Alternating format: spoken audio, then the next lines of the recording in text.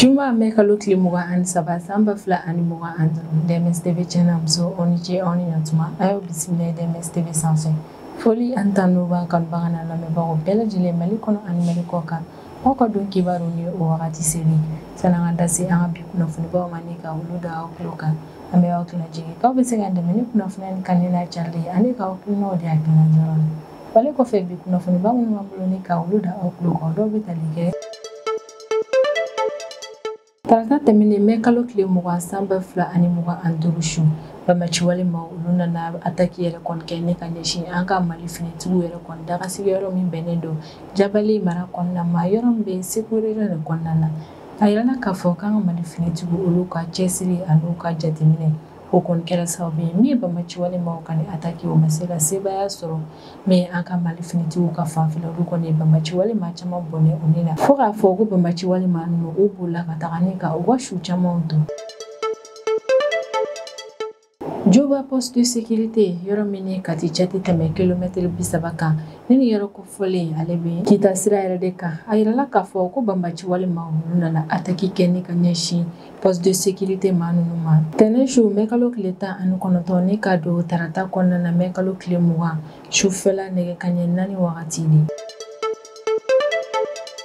Aka Conseil national de transition ni CNT o membre fla mais Mamari Biton Koulibaly aleni Moulay Keita ayala ka foko mado yere contre plainte tigeni ma flan yere kontola Pôle national de lutte contre la cybercriminalité o procureur yere konyola o man yere konya ira ka foko CNT membre fla no ku wale munuke o de ku e menace ke ni kanyeshi oluma ku e galo fana taga ola fokata se menace de mort ma ko anka CNT membre fla no ko o e o kene kanyeshi oluma Mali haute autorité de la communication ni oye ake mawi hule yamaria di Joliba TV jabarani mauma ko be se ka u ka baro yere kon ke telesula ka damne araba tamini na mekolo klemuga ani kele samba fla ani muga andu akilna jigna mi Joliba TV jabarani anka Mali haute autorité de la communication maw olu ku o ka baro yere kon wajibi ajo kalu woro kun tagala konnana kada ka Joliba TV maw ka émission do sin fe o ka invité do ale kuma do yere kon fone kanyeshi Burkina Faso jamana kono deuma wali yere kon kera sabini kanani fonyo ko e Joliba TV ale ni mi yere kon ake mawye fokana ke sababu yere kon ni Joliba TV yere kon datugura nga an kon kuna fona soro ko kalo wore yere kon da fara mi Joliba TV jabarani mawye olbe sika uka jaw yere kon jari jem fambe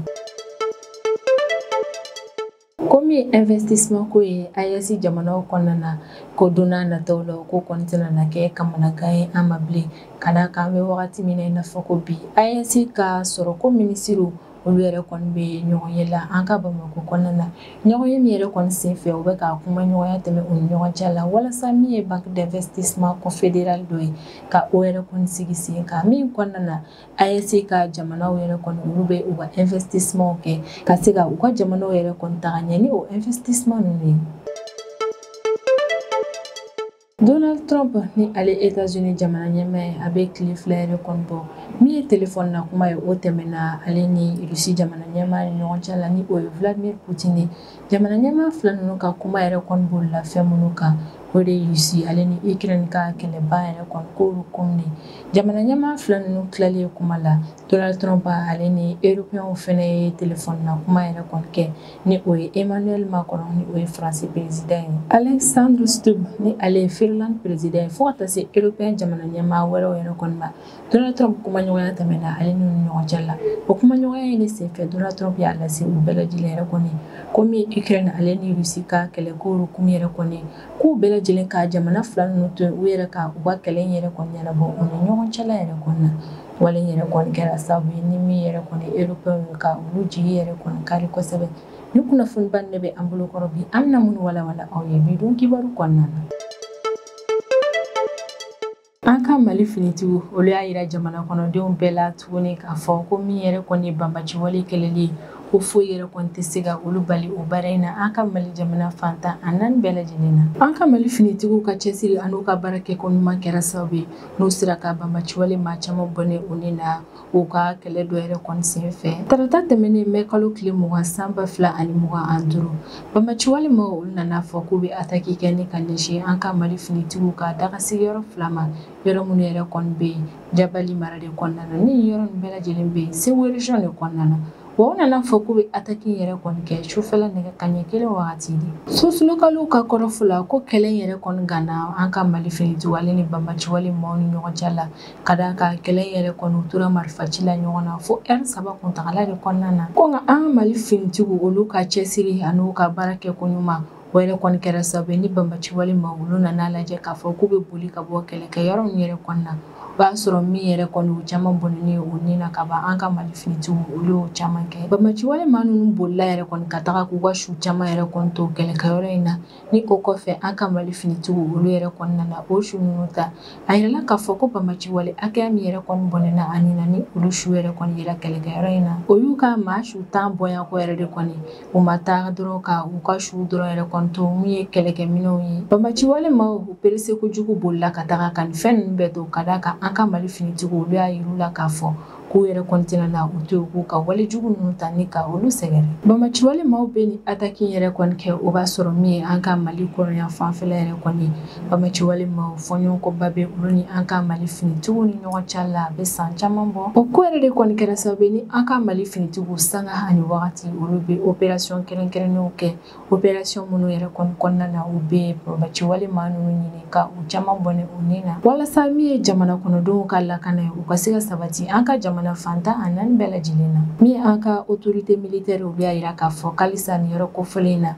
olu yɛrɛ kɔni bɛ ka kow jateminɛ kosɛbɛ wa u bɛ welemada kɛ ni ka ɲɛsin bɛɛ lajɛlen ma k'an ka hakili to an yɛrɛ la. Nin yɔrɔ yɛrɛ kɔni na a bɛ an ka Mali finitigiw fɔ kosɛbɛ u ka cɛsiri ale n'u ka baara kɛko ɲuman na ka d'a kan n'i y'a ye bi anw yɛrɛ kɔni bɛ yan nɔ k'an sigi ka kuma o y'a ye maa ninnu yɛrɛ de kɔni bɛ ka an lakana yɔrɔ dɔw la. O ko yɛrɛ de kɔni kama an ka foli belebeleba yɛrɛ kɔni bɛ u ye. Maa maramafɛntigi dɔw minnu yɛrɛ kɔni ma lakodɔn olu taara ataki yɛrɛ kɔni kɛ ni ka ɲɛsin an ka Mali finitigiw ka poste de contrôle ma min yɛrɛ kɔni bɛ yen Joba mara kɔnɔna na yɔrɔ min ni Kati yɛrɛ kɔni cɛ tɛ tɛmɛ kilomɛtiri 30 kan yɔrɔ kofɔlen ale bɛ Kita sira de kan. Ko ataki kɛra tɛnɛn tɛmɛnen mɛ kalo tile 19 san 2025 su ni ka don tarata kɔnɔna na mɛ kalo tile 20 san 2025 sufɛla nɛgɛ kaɲɛ 4 wagati. Ataki yɛrɛ kɔni kɔfɛ bilan min bɔra la an ma kunnafoniya kɛrɛnkɛrɛnnen sɔrɔ o la k'a yirala k'a fɔ ko kabini kunnafoniya yɛrɛ kɔni carila Kati cercle autorité civile ani militaire n'olu ka délégation yɛrɛ kɔni kun ɲɛmɔgɔyalen don Kati préféré fɛ ni o ye Aruna Jara ye olu yɛrɛ kɔni y'u teliya joona ni ka taa u senfa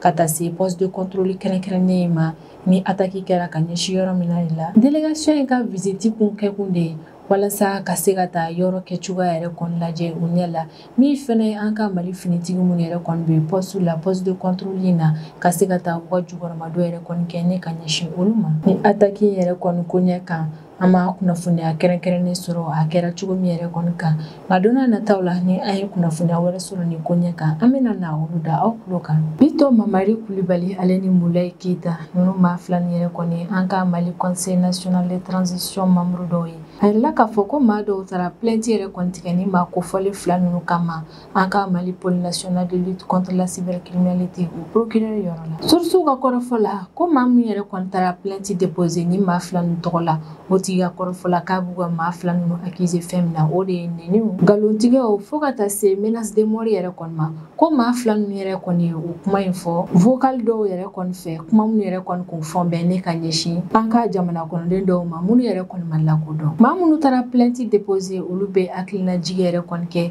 san 2023 juillet kalo tile 22 constitution o article 103 ko kɔnɔna na a bɛ yira k'a fɔ ko CNT membre min ye immunité parlementaire ye ko olu ti bénéficier o ko la ko o sariya yɛrɛ de kɔni bɛ yamaruya di olu ma olu ka se ka plainte yɛrɛ kɔni tigɛ CNT membre fila ninnu tɔgɔ la source dɔw ka kɔrɔfɔ la ko vocal min yɛrɛ kɔni na CNT membre fila ninnu olu bɛ u ka nin kuma ninnu yɛrɛ kɔni fɔ ko vocal in o yɛrɛ kɔni dira sɛgɛsɛgɛlikɛlaw ma wa dɔw ka kɔrɔfɔ la ko vocaling yɛrɛ kɔni kɔnɔna na maa fila ninnu o bɛ ka kuma jugubaw yɛrɛ de kɔni fɔ kuma minnu kɔnɔna na u bɛ ka nkalon tigɛ u bɛ ka nɛni kɛ wa min ye menace de mort ye k'u bɛ ka o yɛrɛ kɔni kɛ ka ɲɛsin an ka jamana kɔnɔden dɔw ma minnu yɛrɛ kɔni ma lakodɔn dɔw yɛrɛ kɔni ka kɔrɔfɔ la ko maa minnu taara plainte yɛrɛ kɔni tigɛ CNT membre fila ninnu kama ko politiki maa dɔw yɛrɛ de kɔni bɛ sɔrɔ ka d'a kan ni aw hakili b'a la wagati tɛmɛnenw na wagati kɛrɛnkɛrɛnnen min na politicien olu kɔni y'a yira k'a fɔ k'u bɛna bɔ ni ka taa u ka manifestation kɛ monument de l'indépendance yɛrɛ kɔni na ni wagati kofɔlen in na an ka nin CNT membre ni o ye Biton Mamadi Kulibali ale kɔni ye kuma dɔw fɔ kuma min yɛrɛ kɔni kɛra sababu ye ni ka jamana kɔnɔdenw yɛrɛ kɔni lasiran kosɛbɛ kuma ninnu yɛrɛ kɔni fɛnɛ kɛra sababu ye ni min ye an ka Mali parti politique maaw ye olu kun ye décision yɛrɛ kɔni ta k'u bɛna taa manifestation minnu kɛ monument de l'indépendance la olu kun ye décision ta k'u bɛ manifestation yɛrɛ kɔni bɔ a ma ka d'a kan ko maa dɔw kɛmɛ ni ka menace yɛrɛ kɔni kɛ ka ɲɛsin olu ka nin manifestation ma ko k'a sɔrɔ olu politicien ninnu ka manifestation in na jamana kɔnɔden minnu bɛna bɔ olu nɔfɛ olu yɛrɛ kɔni politicien wajibiyalen don ni ka o jamana kɔnɔden ninnu ka lakana sabati ko yɛrɛ de kɔni na olu tɛna risque yɛrɛ kɔni ta ka bɔ ni maaw ye jamakulu la nka min yɛrɛ kɔni ye kɛrɛnkɛrɛnnenya la plainte tigɛra maa fila ninnu yɛrɛ kɔni tɔgɔ la kuma kelen minnu yɛrɛ kɔni na an b'a kunnafoniya sɔrɔ o ko ɲɛ kan nka don n'a nataw la ni an ye kunnafoniya wɛrɛ sɔrɔ ni plainte ko yɛrɛ kɔni tɔ ɲɛ kan an bɛna na olu da aw tulo kan an ka Mali haute autorité de la communication ni o ye ACI ye olu ye yamaruya yɛrɛ kɔni di Joliba TV Jabaranin maaw ma k'u bɛ se ka u ka teleso cariliw yɛrɛ kɔni baaraw daminɛ araba tɛmɛnen mai kalo tile 21 san 2025 ACI maaw ka décision yɛrɛ kɔni bɛ ta o y'a sɔrɔ min ye Joliba TV Jabaranin ni y'a kalo 6 yɛrɛ de kɔni ye olu ka fɛnw yɛrɛ kɔni tɛ ka cari an ka Mali telesow la wali n'a sɔrɔ ACI maaw ye yamaruya yɛrɛ kɔni di o ma k'u bɛ se ka u ka fɛnw yɛrɛ kɔni carili daminɛ mai kalo tile 21 min yɛrɛ kɔni Joliba TV Jabaranin maaw ye olu ye laseli kɛ k'u bɛna na u ka programmew carili yɛrɛ kɔni daminɛ mai kalo tile 30 nata in de la o y'a yira k'a fɔ k'u bɛ ka nin temps yɛrɛ kɔni ta o bɛna kɛ sababu ye u bɛna na u ka équipew sigi sen kan ka u ka installation yɛrɛ kɔni bɛɛ lajɛlen kɛ walasa min ye programmew yɛrɛ kɔni o ka se ka cari telesow la tɛnɛ nata in na mai kalo tile 30 san 2025 ni seginni ko kura Joliba TV maaw yɛrɛ kɔni fɛ ka na an ka jamana telesow yɛrɛ kɔni na o étape ba yɛrɛ de kɔni Joliba TV Jabaranin maaw bolo wa o ye layidu ta yɛrɛ kɔni kɛ k'u bɛ ka naliko kura min yɛrɛ kɔni kɛ an bɛ wagati min na fɔ ko bi o bɛna na yɛlɛma kuraw yɛrɛ kɔni don u ka baaraw la ni ka a cɛ ɲa halisa min ye émission kuraw yɛrɛ kɔni u bɛna o caman carili daminɛ u ka teleso la o y'a yira k'a fɔ k'u bɛna na u cɛsiri min yɛrɛ kɔni ye an ka Mali jamana kɔnɔdenw yɛrɛ kɔni ka kumakan o ka mɛn farafinna kumakan o ka mɛn fo ka taa fɔ an ka jamana kɔnɔden minnu yɛrɛ kɔni bɛ jamana wɛrɛw yɛrɛ kɔni kan ka fɛɛrɛ bɛɛ lajɛlen latigɛ olu ka kumakanw yɛrɛ kɔni ka se ka lamɛn diɲɛ fantan a naani bɛɛ lajɛlen na Joliba TV Jabaranin maaw yɛrɛ kɔni ka rédacteur yɛrɛ kɔni y'a yira k'a fɔ ko wagati yɛrɛ kɔni ko kuntagala kɔnɔna na ko caman yɛrɛ kɔni yira la nka a bɛ layidu ta kɛ ko min ye a ka teleso ka cas yɛrɛ ta yɛrɛ kɔni a bɛ layidu ta ko a bɛ to o ko kelen in ma fɛnɛ ko o bɛ to dalakɛɲɛni yɛrɛ kɔni kɔnɔna na u ka programmew kɔnɔna na Joliba TV Jabaranin maaw yɛrɛ kɔni b'u ka waleɲumandɔn yɛrɛ kɔni kɛ ka ɲɛsin u filɛbagaw ma maison de la presse maaw b'a kɛ ka ɲɛsin olu ma ni ye groupe professionnel ye Joliba TV Jabaranin maaw b'u ka waleɲumandɔn kɛ ni ka ɲɛsin ninnu ma an ka jamana force vive organisation internationale a b'a ka waleɲumandɔn yɛrɛ kɔni kɛ ka ɲɛsin ni maa yɛrɛ kɔni bɛɛ lajɛlen ma kɛrɛnkɛrɛnnenya la maa minnu yɛrɛ kɔni ye ale dɛmɛ kosɛbɛ a ka wagati gɛlɛma ninnu kɔnɔna na Joliba TV Jabaranin maaw bɛ tila ka hakilinajigɛ yɛrɛ kɔni kɛ Isa Kawo Jibila o y'a yira k'a fɔ ko nin ma kofɔlen tun ye man ye min sanga ani wagati a tun bɛ to ka taa kuma olu ka teleso yɛrɛ kɔni na wa an bɛ wagati min i n'a fɔ ko bi min Isa Kawo Jibe ale yɛrɛ kɔni datugulen bɛ kaso la nka Joliba TV Jabaranin maaw yɛrɛ kɔni bɛ hakilinajigɛ kɛ ale la k'a yira la k'a fɔ k'u yɛrɛ kɔni ma ɲinɛ ni ma kofɔlen kɔ teleso maa yɛrɛ kɔni ka kɔrɔfɔ la ko min ye kumaɲɔgɔnya tɛmɛnen ye u ni ACI maaw ni ɲɔgɔn cɛ la k'alisa u bɛ continuer u ko baaraw ninnu na ni wagati yɛrɛ kɔni na Mali kunnafonidilaw bɛɛ lajɛlen bɛ an ka Mali haute autorité de la communication maaw yɛrɛ kɔni fo wa min yɛrɛ kɔni ye Joliba TV Jabaranin maaw ye an b'a yiru la k'a fɔ ko u ka nali yɛrɛ kɔni diyara jamana kɔnɔdenw bɛɛ lajɛlen ye Alliance des États du Sahel ni o ye Mali Burkina Faso ale ni Niger yɛrɛ kɔni jamana saba ni yɛrɛ kɔni bɛ ka fɛɛrɛ latigɛ an bɛ wagati min na fɔ ko bi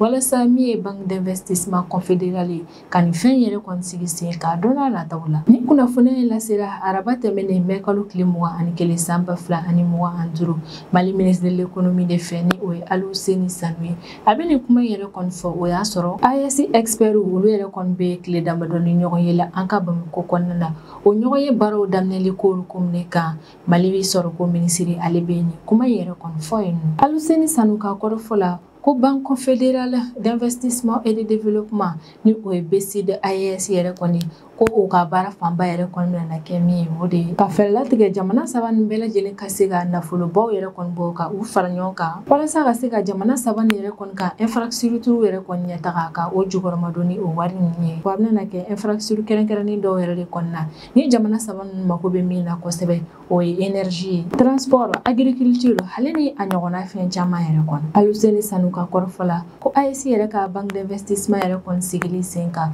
o tɛ décision politique dɔrɔn ye a kɛkun dɔ fɛnɛ ye wariko gɛlɛya min yɛrɛ kɔni bɛ AES jamanaw bɛɛ lajɛlen kɔnɔna na ka se ka nin fɛn in kɛ jaabi ye ka ɲɛsin o ma ka d'a kan ko jamana saba ninnu bɛɛ lajɛlen b'a dɔn k'a fɔ ko min yɛrɛ kɔni ye nafamafɛnw ye ko o caman bɛ u yɛrɛ kɔni bolo o de la u bɛna fɛɛrɛ bɛɛ lajɛlen latigɛ ni ka u ka nafamafɛn yɛrɛ kɔni labaara k'a kɛ k'u ka jamanaw yɛrɛ kɔni ka ɲɛtaga sabati fo ka taa se u ka sini ɲɛsigi ɲɛtagaw fɛnɛ ma nka an bɛ wagati min i n'a fɔ ko bi AES expert olu yɛrɛ kɔni bɛ ka ɲɔgɔn ye yɛrɛ kɔni kɛ ka se ka kuma ɲɔgɔnya tɛmɛ u ni ɲɔgɔn cɛ la banki yɛrɛ kɔni sigili ko baaraw de la fɔlɔ AES ministre de l'économie yɛrɛ kɔni ko komi expert ninnu fɛnɛ tilala u ka ɲɔgɔn ye la alamisa tɛmɛnen in na AES k'a sɔrɔ ko ministre olu fɛnɛ u ka ɲɔgɔn ye yɛrɛ kɔni kɛ alamisa tɛmɛnen in na mɛ kalo tile 22 sanba 2025 olu yɛrɛ kɔni fɛnɛ ka baara yɛrɛ de kɔni bɛna na kɛ expertw mana na décision min yɛrɛ kɔni ta olu fɛnɛ bɛna na o décision ninnu fɛnɛ lajɛ ka labaara u ka labaara cogo la walasa min yɛrɛ kɔni ye nin baki ko ye ale ka se ka sigi togo ɲumanw yɛrɛ kɔnɔna na sisan an bɛ tɛmɛ n'an ka jamana kɔfɛ kibaruyaw ye o kɔnɔna na an bɛ taa États-Unis jamana kɔnɔna na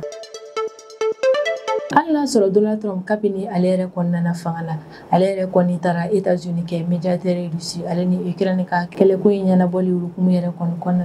na an ye k'a fɔ dɔgɔkun laban in na Donald Trump ale bɛ fɛ ka segin ko dɔɔni New York Times maaw ka kɔrɔfɔ ni o ye kunnafoni di sira dɔ ye États-Unis jamana kɔnɔna na olu y'a yira k'a fɔ ko Vladimir Poutine ni o ye Russie jamana ɲɛmaa ye ale ni Donald Trump ka téléphone na kuma in yɛrɛ kɔni tɛmɛlen kɔfɛ ko Donald Trump y'a yira k'a fɔ ko Russie ni Ukraine ka kɛlɛko in banni hukumu kɔnɔna na ko fo jamana fila ninnu yɛrɛ de kɔni ka u sigi ka kuma ɲɔgɔnya tɛmɛ u ɲɔgɔn cɛ la u yɛrɛ de kɔni kan ka kɛlɛ ban u ɲɔgɔn cɛ la maa wɛrɛ da kana na don ala yɛrɛ kɔni hakili lajiginna wagati min Donald Trump ale kun bɛ ka a ka campagne yɛrɛ kɔni kɛ kalata ko baaraw la ale y'a yira o wagati in na k'a fɔ ko ni ale yɛrɛ kɔni sigira États-Unis jamana ɲɛmaaya la ko tile kelen kuntagala de kɔnɔna na ale bɛ Russie ni Ukraine ka kɛlɛko in yɛrɛ kɔni ban wa depuis Donald Trump ale yɛrɛ kɔni sigira États-Unis jamana ɲɛmaaya la a ye baara fɔlɔ min yɛrɛ kɔni kɛ o de ye ka fɛɛrɛ yɛrɛ kɔni latigɛ ni ka kɛ médiateur ye Russie ale ni Ukraine ni ɲɔgɔn cɛ la walasa ka se ka dankari u ka kɛlɛ in na tɛnɛ tɛmɛnen bɛ kalo tile 19 sanba 2025 Donald Trump ale ni Vladimir Poutine ye min yɛrɛ kɔni kɛ kuma na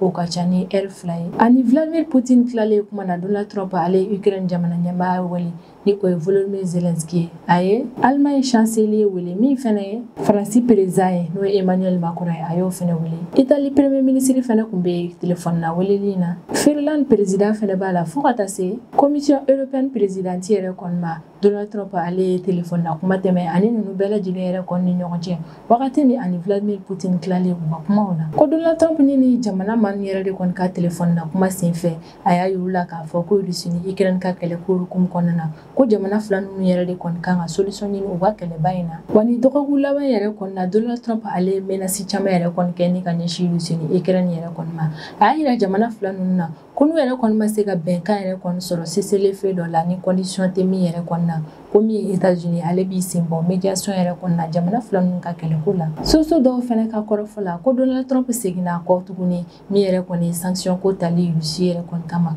ko Donald Trump seginna a kɔ a ka o décision in fɛnɛ na wagati tɛmɛnenw la Donald Trump ale kun ye menace yɛrɛ kɔni kɛ ko ni Vladimir Poutine ma sɔn cessez-le-feu dɔ ma ani Ukraine ɲɔgɔn cɛ la condition tɛ cessez-le-feu min yɛrɛ kɔni na ko ale yɛrɛ kɔni bɛ sanction ta Russie kama nka tɛnɛ tɛmɛnen bɛ kalo tile 19 sanba 2025 Donald Trump ale tilala k'a yira k'a fɔ tuguni ko européen yɛrɛ kɔni bɛ ka fɛɛrɛ min yɛrɛ kɔni latigɛ ni ka sanction yɛrɛ kɔni ta Russie kama ko ale tɛna na i sen don o sanction ta yɛrɛ kɔni na. Donald Trump ka kuma min yɛrɛ kɔni kɛra sababu ye ni ka Européens dabaliya ban kosɛbɛ. Ka d'a kan wagati tɛmɛnenw na ale de tun bɛ ka menace kɛ k'a bɛ sanction yɛrɛ kɔni caya Russie kan. Kunnafoni sira dɔw ma yɛrɛ kɔni k'a kɔrɔfɔ la ko hali o ko yɛrɛ kɔni kun tɛ sigana ko ye bɛɛ kun dalen don a la k'a fɔ ko min yɛrɛ kɔni sanction kura tali ye Russie kama ko Donald Trump ale tun bɛ fɛ ka i fara o ko in yɛrɛ kɔni kan walasa ka se ka pression kɛ Russie kan ko nka an bɛ bali min na Donald Trump tilala ka n'a fɔ tuguni ko Européens bɛna sanction min ta Russie kama ko ale tɛna na i sen don o ko la. Tarata tɛmɛnen mai kalo tile 20 san 2025